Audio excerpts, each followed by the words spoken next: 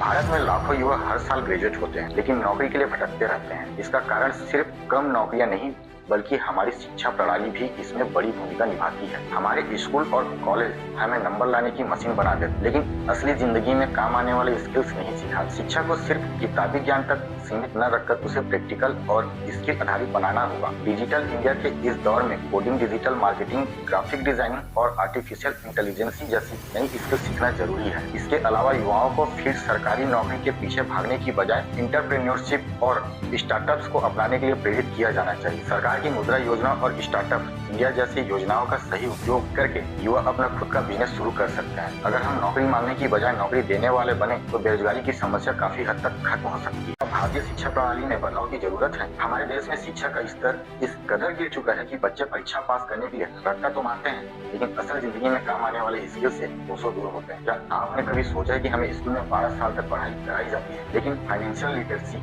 यानी पैसे का सही इस्तेमाल करना नहीं सिखाया जाता। हम ट्रिग्नोमेट्री और केमिस्ट्री तो पढ़ते हैं, लेकिन टैक्स भरना, इन्वेस्टमेंट करना और एक अच्छी लाइफ प्लानिंग करना नहीं सीखते हैं। शिक्षा प्रणाली में आमूल बदलाव है। सरकार को चाहिए कि वह स्कूली शिक्षा में फाइनेंशियल लिटरेसी, एंटरप्रेन्योरशिप, साइकोलॉजी और टेक्नोलॉजी आधारित लर्निंग को जोड़े।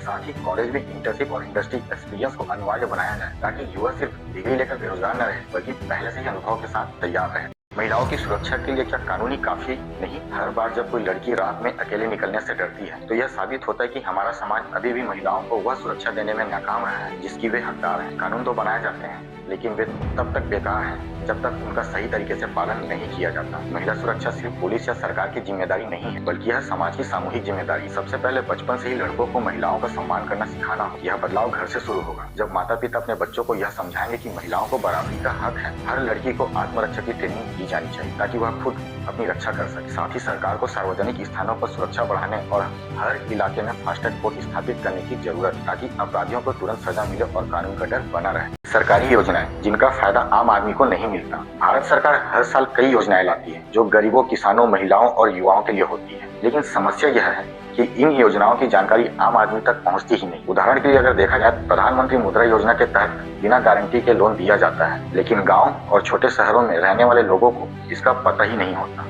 इसी तरह प्रधानमंत्री रोजगार योजना युवाओं को बिजनेस शुरू करने में मदद कर सकती है, लेकिन इसकी जानकारी सही तरीके से प्रचारित नहीं की जाती। सरकार को चाहिए कि इसके लिए डिजिटल अवेयरनेस और पंचायत स्तर पर जागरूकता अभियान चलाना चाहिए। सरकार को चाहिए कि वह सोशल मीडिया, टीवी और रेडियो के जरिए इन योजनाओं की जानकारी हर गांव और हर शहर तक पहुंचाए। आम नागरिकों को भी चाहिए कि वो खुद जागरूक बने, सरकारी वेबसाइट पर जाएं और देखें कि कौन कौन सी योजनाएं उनके लिए फायदेमंद हो सकती है। यह समस्याएं हमारे देश के विकास में सबसे बड़ी रुकावट है, लेकिन हमें यह समझना होगा कि सिर्फ सरकार या सिस्टम को दोष देने से कुछ नहीं होगा।